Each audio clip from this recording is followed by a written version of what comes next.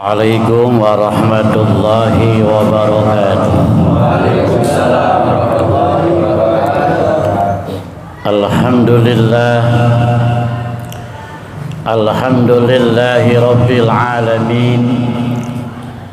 Assalatu wassalamu ala asyrafil anbiya'i wal mursalin wa ala alihi wa sahbihi ajma'in. Amma ba'du. Para asatid, para guru yang dimuliakan oleh Allah Subhanahu wa taala, kita doakan semoga guru-guru kita, para ustadz-ustadz kita dipanjangkan umurnya oleh Allah Subhanahu wa taala, tambah barokah ilmunya, mustajab doa-doanya. Segenap pengurus DKM dari berbagai masjid di wilayah Cibuntu yang dimuliakan oleh Allah Subhanahu wa taala.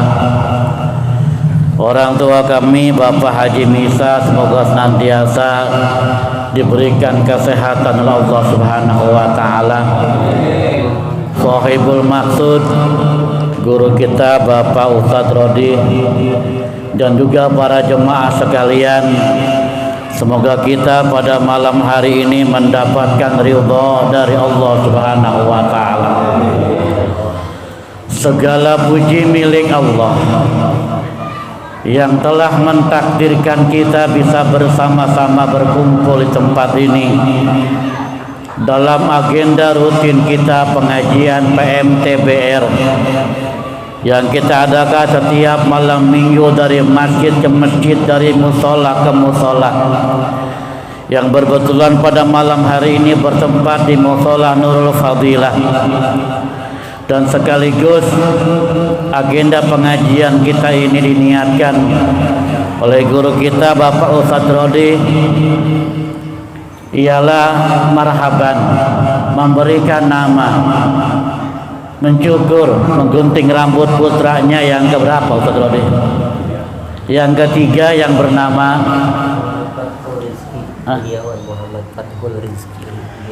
Muhammad Fathul Rizki Budiawan.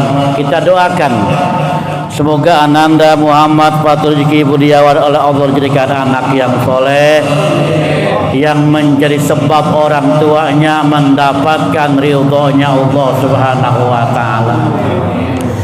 Hadirin para jemaah yang dimuliakan oleh Allah,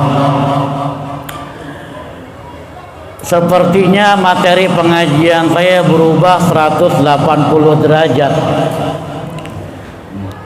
Saya dari rumah sudah menyiapkan kitab Ta'limul Muta'alim fi Thariqit Ta'allum untuk materi pengajian kita pada malam hari ini.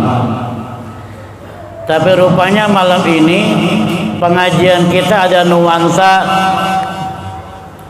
gunting rambut, akikah ya, sekaligus ada nuansa akikah daripada putra guru kita, maka otomatis materi pengajian kita berkenaan dengan anak dan orang tua, kan begitu jadinya.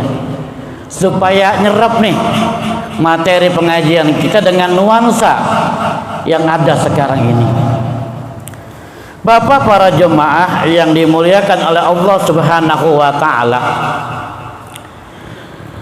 guru kita Bapak Ustadz Rodi diberikan amanat oleh Allah Subhanahu wa taala, sekaligus nikmat, sekaligus ujian dari Allah. Mengapa saya katakan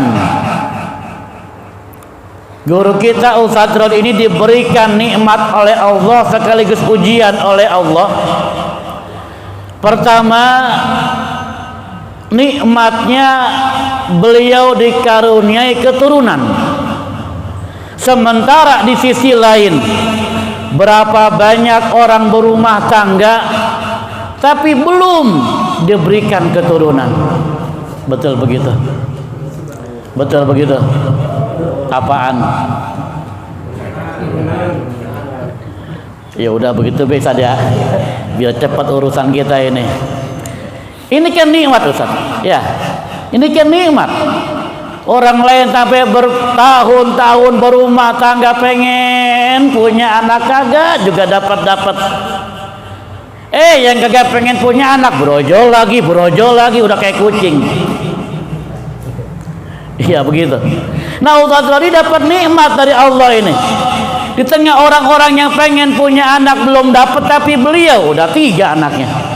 Kecil-kecil betul api dia ini. Saya yang gemuk kalah Ustaz. Anak saya baru 1 ini.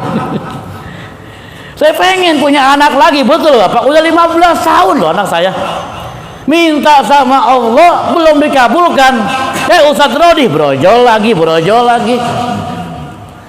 Nikmat dari Allah yang harus disyukuri Ustaz. La in syakartum la azidannakum wa la in kafartum inna azabi lasyadid. Itu nikmat ya. Syukuri itu. Tapi di sisi lain, nah ini nih. Ustaz Rodi pun oleh Allah diuji dengan anak ini. Di sisi lain beliau pun diuji oleh Allah. Anak yang dia milikinya atau anak yang dikaruniakan oleh Allah kepadanya bisa membuat dia semakin dekat kepada Allah atau semakin jauh. Bab orang kadang-kadang begini Pak, banyak begitu punya anak diajak ngaji repot lu alasannya. Iya Pak iya. Ngapa lu gak ngaji? Repot Pak, anak nangis mulu. Udah begitu kan. Ngapa lu gak ikut rutinan?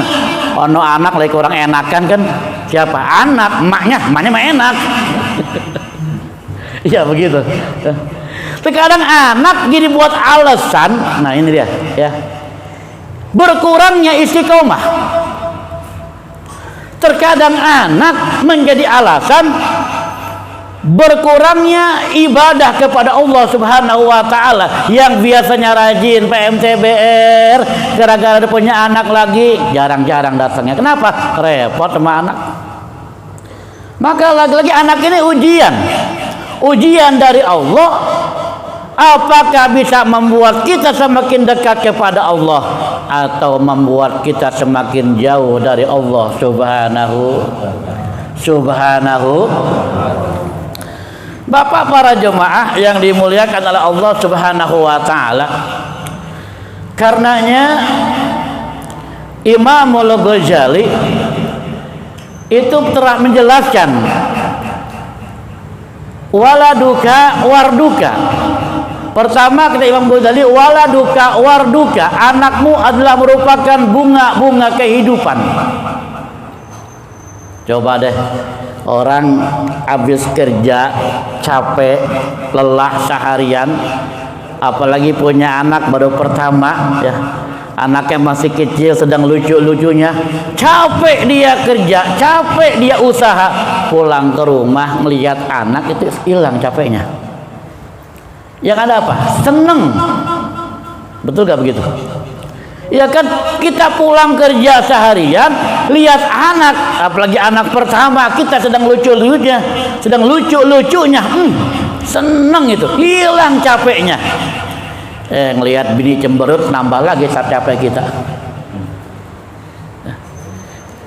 Waladuka warduka, anakmu adalah merupakan bunga-bunga kehidupan. Yang kedua kata Imam Ghazali, waladuka khadimuka, anakmu adalah merupakan pembantumu. Dalam tanda petik, pembantu itu bukan pembantu bujang ya. Maksudnya begini, orang yang punya anak udah gede-gedean dikit, itu kan terkadang bisa buat bantu-bantu pekerjaan rumah, bantu-bantu pekerjaan bapaknya. Kalau udah hidup bisa disuruh-suruh dan lain sebagainya ya. Ini waladuka khadimuka. Yang ketiga yang kita mesti hati-hati kata Imam Ghazali, waladuka sahibuka am aduuka. Nah ini yang bahaya. Waladuka sahibuka am aduuka, anakmu, sahibuka, sahabatmu yang bisa membawamu, menggandengmu menuju ridhonya Allah, Waladuka sahibuka, anakmu merupakan sahabatmu, teman seperjalanan untuk menuju surganya Allah. Am aduwuka, atau anakmu adalah merupakan musuhmu yang akan menyeretmu ke dalam nerakanya Allah Subhanahu wa taala. Karena anak, orang tua bisa masuk surga, pun karena anak, orang tua bisa masuk neraka. Makanya mudah-mudahan nih ya, putranya Ustadz Rodi ya, Muhammad Fathur Rizki Rudiawan ya, semoga bisa membawa orang tuanya mendapatkan ridhonya Allah Subhanahu wa taala. Juga anak-anak kita semua ya, anak-anak kita yang kecil dan gede, semoga anak-anak kita ini ya, bisa menggandeng kita, bahkan bisa memberikan syafaat buat kita, mendoakan kita untuk sampai ke surganya Allah Subhanahu wa taala. Karena ada pun keterangan bahwa di antara hikmah akikah ya, lihat dalam kitab Fathul Qorib, itu ada keterangan anak yang diakikahkan artinya dia bisa memberikan syafaat untuk orang tuanya. Bapak para jemaah yang dimuliakan oleh Allah Subhanahu wa taala. Jadi lagi-lagi anak adalah merupakan ujian buat kita semuanya ya. Bisa membuat kita mendapatkan ridhonya Allah, pun bisa buat kita mendapatkan murkanya Allah Subhanahu wa taala. Setiap kita tentu pengen anak-anak kita baik dengan kita. Setiap kita tentu pengen anak-anak kita mendoakan kita. Karenanya Nabi pernah pesan diantaranya. Apa kata beliau Rasul? Birru aba'akum tabarukum abna'akum. Berbuat baiklah, birru aba'akum, berbuat baiklah kamu kepada orang tuamu, tabarukum abna'akum, maka akan berbuat baik kepadamu anak-anakmu. Saya ulangi kalimatnya. Birru aba'akum tabarukum abna'akum. Berbuat baiklah kepada orang tuamu, niscaya anak-anakmu akan berbuat baik kepadamu. Sekarang kita pengen anak kita berbuat baik kepada kita. Nah, wong kitanya nggak pernah berbuat baik kepada orang tua kita, ya nggak nyambung ini. Nggak nyambung. Jadi kata Nabi, kalau pengen anak kita berbuat baik kepada kita, maka kita pun berbuat baiklah kepada kedua orang tua kita masing-masing. Sebab kan begini Pak, orang itu setua apapun dia gitu loh ya, setua apapun dia, pasti dia anak dari orang tuanya masing-masing, kan begitu ya. Setua apapun dia, pasti dia menjadi dia anak dari orang tuanya masing-masing. Maka kalau dia pengen dimuliakan nanti oleh anaknya, maka muliakanlah kedua orang tuanya. Pengen anak-anak yang menghormatinya, maka hormatilah kedua orang tuanya. Ini rumus dari Rasulullah Sallallahu Alaihi Wasallam. Bapak para jemaah, oleh karenanya duduknya kita pada saat ini nih, datang kita ke majelis taklim ya, rutinan kita dari masjid ke masjid, dari musola ke musola, kita tiap malam minggu keliling kampung ya. Datangnya kita, duduknya kita nggak usah teriak-teriak saya anak yang soleh, saya anak yang berbakti, nggak usah. Justru duduknya kita di tempat ini satu bukti bahwa kita bagian pengabdian kita, satu bukti kita berbakti kepada kedua orang tua kita, satu bukti duduknya kita sebagai bentuk pengabdian kita kepada kedua orang tua kita. Yakin bisa ulang begini? Yakin nggak? Harus yakin loh. Kenapa? Sebab kita duduk di majelis ilmu, kita duduk di tempat-tempat yang baik, kita duduk di tempat-tempat ibadah.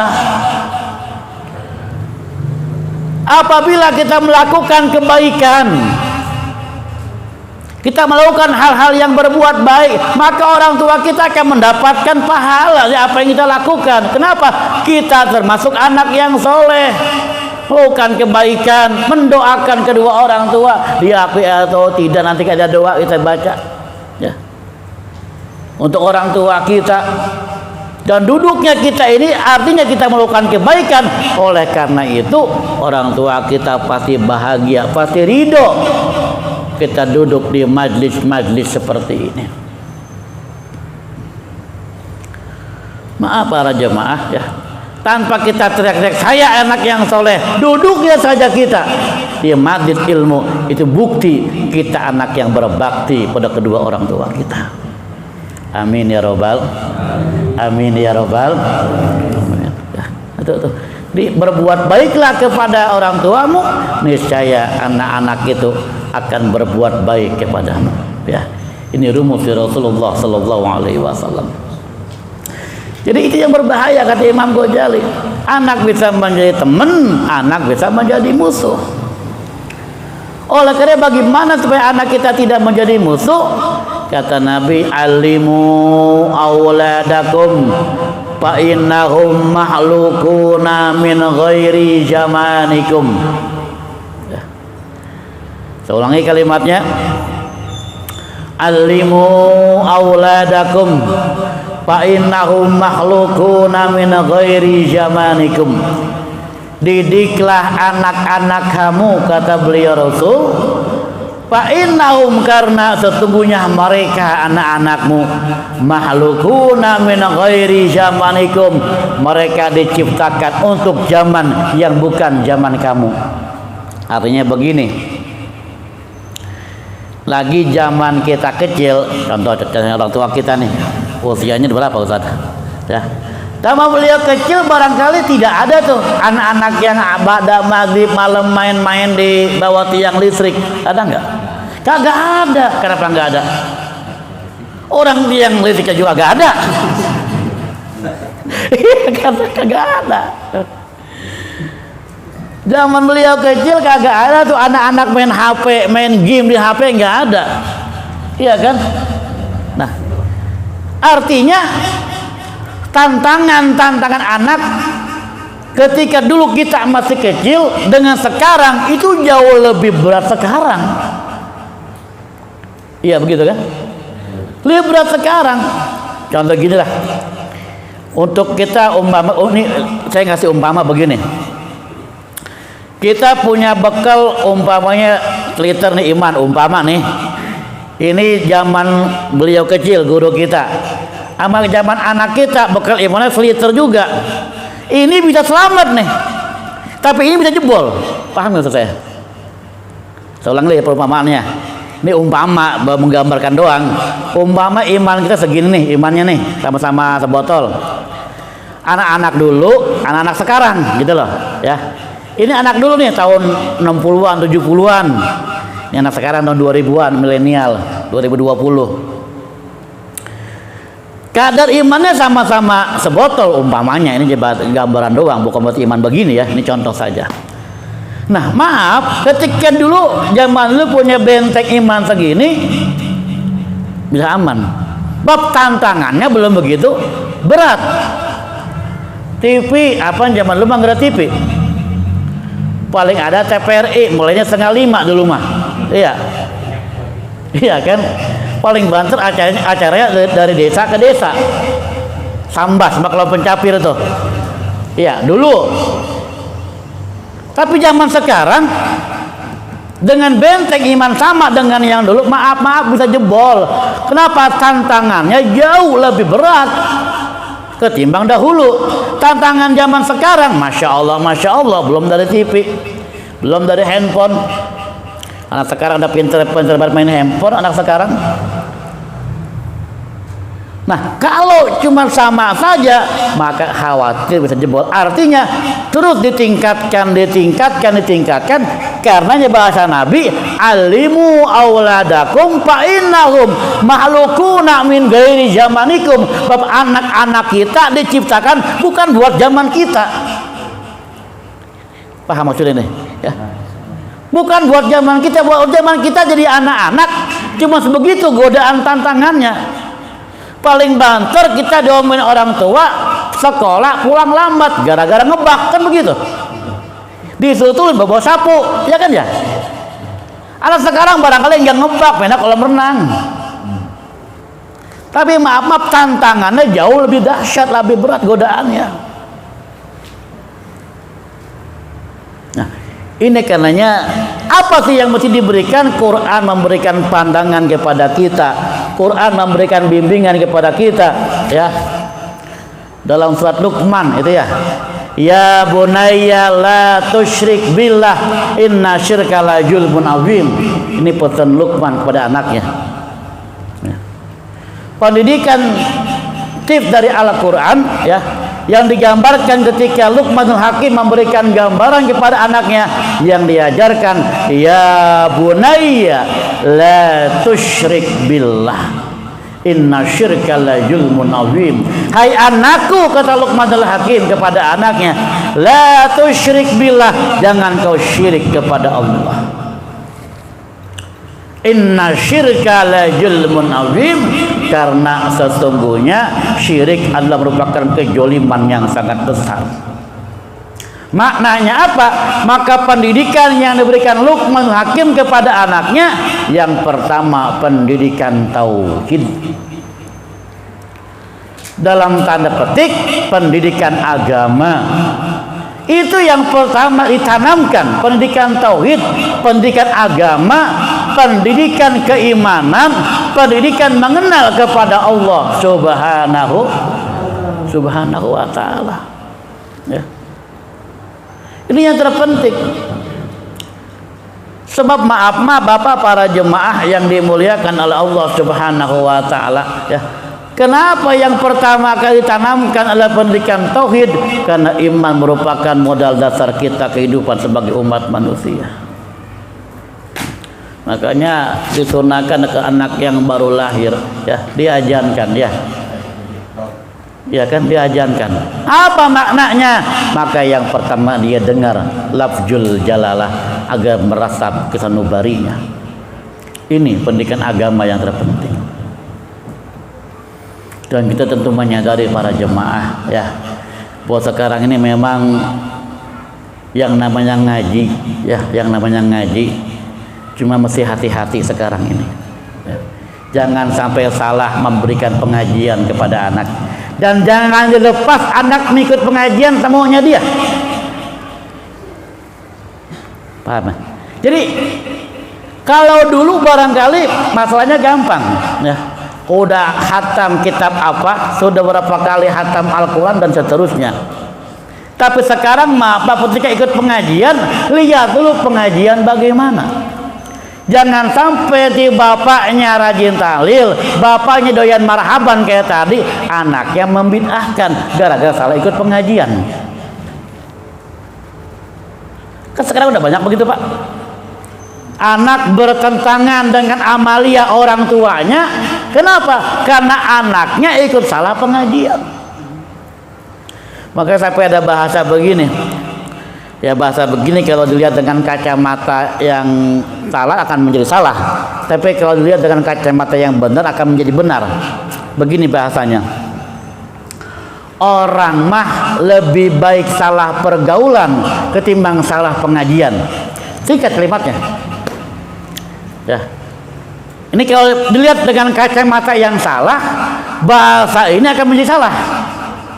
Tapi kalau dilihat dengan kacamata yang benar, bahasa ini akan menjadi benar.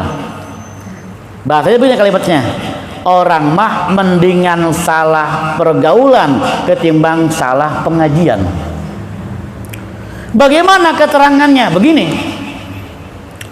orang kalau salah pergaulan, Bapak, ya, salah pergaulan akan nakal, kan begitu, akan badar, nggak mau ibadah, bla bla bla dan seterusnya. Tetapi orang senakal-nakalnya orang, nah ini dia nih, sebader-badernya orang, ketika ada hidayah, ketika ada dakwah, dia merasa dia orang salah, dia merasa dia orang banyak dosa, maka dia akan bisa menerima dakwah itu. Dia akan menerima orang yang menasehatinya. Kenapa? Memang merasa dirinya banyak salah, merasa dirinya memang nggak pernah ngaji umpamanya, ya, merasa dirinya memang bodoh, ya. Tapi ketika ada orang-orang yang mampu menembus hatinya, ya, maka dia akan mudah menerima nasihat. Sebab merasa dirinya bodoh, merasa dirinya orang rusak gitu loh. Bahkan kalau dalam kitab hikam itu agak dalam begitu nih, ya. Sampai-sampai begini bahasanya. Isa jam berapa ini? Masih lama nggak? Takutnya terkagak nerangin ini. 10 menit ya. Bisa dikit lagi ya saya terangin. Dulu jangan terus baik. Ini materi berubah derajat ini. Buat kitab ini tuh. Ini gara-gara Satrio nggak nyelek-nyelek lagi nih. Nah, bahkan gini. Dalam kitab hikam, maksiyatun arasat dzullan wa iftikaran khairun min ta'atin arasat izan wa istikbaran.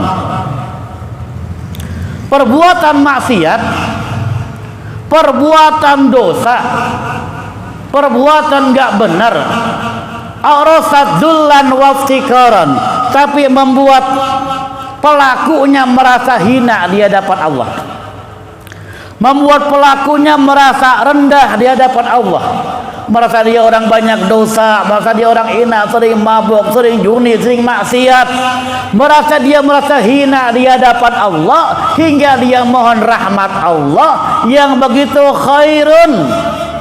Itu lebih baik dari apa? Min ta'atin awrasat izan wastikbaron, daripada perbuatan taat, ngaji, sholat, puasa, zikir, tapi perbuatan taatnya awrasat izan wastikbaron, membuat pelakunya sombong, megah, merasa hebat, merasa wah dengan amalia-amalia yang dia lakukan. Paham gak ini kalimatnya?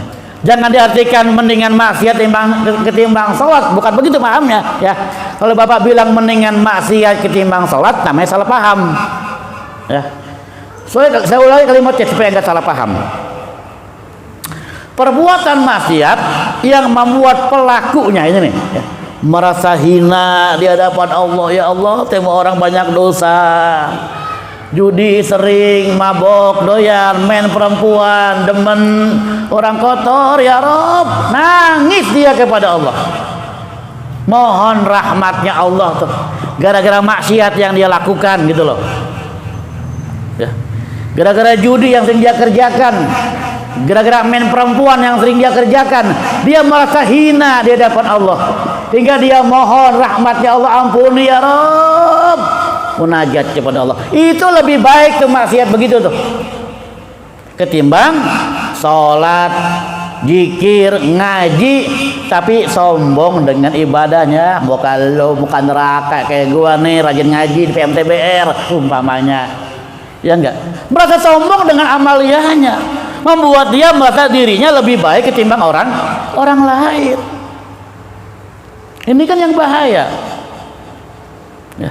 Nah, oleh karena Bapak jemaah, tadi bahasa itu saya bilang kalau dengan kacamata salah akan menjadi salah. Mendingan salah pergaulan ketimbang salah pengajian. Kalau salah pergaulan jadinya akan begitu nanti. Walaupun dia rusak, walaupun dia nakal, ya, bisa saja nanti dia akan timbul saatnya dibalikkan hatinya oleh Allah menjadi orang-orang yang dimuliakan oleh Allah Subhanahu wa taala. Berapa banyak orang-orang mulia, mubalik, kiai, ya, dicintai umat yang background latar belakangnya orang-orang rusak. Jangan jauh-jauh, ya. Yang terkini almarhum UJ, iya kan? Bagaimana backgroundnya? Tapi di akhirnya subhanallah, Allah muliakan, al-maghfurlah. Bapak kan sering dengar tentang Robiah Al-Adawiyah, kan begitu? Siapa Robiah Al-Adawiyah? Kenal nggak? Sering dengar nggak nama Robiah Al-Adawiyah? Seorang wali perempuan dengan kekuatan cintanya, dia munajat mencintai Allah Subhanahu wa taala. Bahkan ada satu kalimat yang masyhur, ya. Hai Robiah Al-Adawiyah, ini perumpamaan. Untuk apa kau membawa obor dan membawa air? Ya. Aku bawa obor, aku akan bakar surga. Kalau ibadahku karena surga, sebaik surga ditiadakan untuk diriku. Aku bawa air, aku siram air, aku siram neraka. Kalau ibadahku karena takut kepada neraka, ya, maka masukkan aku ke dalam neraka. Ini gambaran saja. Artinya dalam nih Robiah Al-Adawiyah, ya, yang ibadahnya betul-betul semata cinta kepada Allah, bukan karena mengharapkan surga, bukan karena takut dengan neraka, tapi karena kekuatan cinta. Itu wali perempuan Robiah Al-Adawiyah. Tapi bapak, backgroundnya wali Robiah Al-Adawiyah tadi seorang yang rusak, seorang perempuan yang nggak benar. Nah, ini maksud saya, ya. Orang dengan salah pergaulan di masalah pengajian. Sayyidina Umar bin Khattab, siapa dia? Orang yang salah satu kata Rasul akan masuk surga, ya. Tapi backgroundnya siapa Umar bin Khattab? Orang yang preman, tukang mabok, tukang judi, tukang bunuh anaknya. Backgroundnya, tapi akhirnya termasuk orang-orang calon penghuni surga kata Rasulullah Sallallahu Alaihi Wasallam. Itu kalau salah pergaulan akan bisa mudah diajak kembali. Tapi maaf, kalau salah pengajian, nah ini bahaya. Kita nasihatin, dalil apalan dia, kan begitu. Apaan lu kafir begitu, bid'ah, sesat begitu, ya enggak? Apaan baca berabanan, akikah pakai baca rawi, baca maulid, sesat, bid'ah. Kita kasih dalil, dia bukan dalil lagi. Apa tuh yasinan malam Jumat, bid'ah, sesat. Kita kasih dalil, dia juga baca dalil. Paham maksudnya? Akibat apa? Akibat salah pengajian. Akibat salah pengajian, berapa banyak anak bertentangan dengan orang tua. Akibat salah pengajian, berapa banyak anak membid'ahkan orang tuanya sendiri. Naudzubillah, cuma naudzubillah, ya. Makanya hati-hati Pak, ya. Anak kita, apalagi yang muda-muda, ya, kita kontrol. Jangan sampai salah pengajian, ya. Juga termasuk pilih sekolah. Dilihat-lihat dulu itu sekolah teh backgroundnya bagaimana, ya. Pahamnya apa? Jangan sampai pahamnya berbeda dengan paham kita. Kalau paham tempat dia sekolah pahamnya berbeda dengan paham kita, maaf, siap-siap kita dibid'ahkan oleh anak kita sendiri. Jangan sampai orang-orang lain kita tahlilin ketika mati, begitu kita mati anak kita nggak mau tahlilin kita, dianggapnya bid'ah. Iya Pak ya. Jangan sampai tiap malam Jumat kita ngedoain orang tua kita, baca Yasin, baca tahlil. Jangan sampai kita mati tiap malam Jumat anak kita nggak mau baca Yasin buat kita gara-gara salah pengajian. Ya. Makanya mudah-mudahan, ya, udah Isya kayaknya dengan ajan, ya. Mudah-mudahan Allah senantiasa jadikan putranya Ustaz Rodi ini, ya, dan juga anak-anaknya semua jadi anak yang soleh, ya, soleha, menjadi sebab kita mendapatkan kemuliaan di sisi Allah Subhanahu wa taala. Ini yang dapat saya sampaikan. Kurang lebihnya saya mohon maaf. Nanti doanya dari guru kita, ya. Dari saya akhiran, assalamualaikum warahmatullahi wabarakatuh.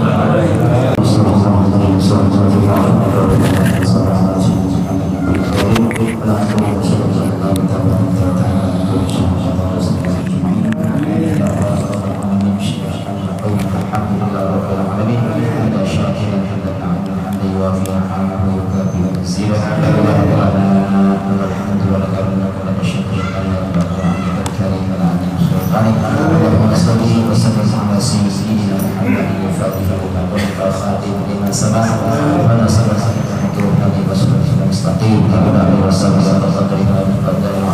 ربنا تقبل منا إنك أنت السميع العليم وتب علينا إنك أنت الرحيم اللهم إنا نسألك سبحانك في الدين واليوم الآخرة وعافية في الجسد وسيرة الرحيم وبركة في الرزق والحلال وبركة تقبل من الصالحات من المسلمين والمؤمنين اللهم أهون علينا في شكرة الموت ونجدنا وعافنا وسائر آتنا في الدنيا حسنة وفي الآخرة حسنة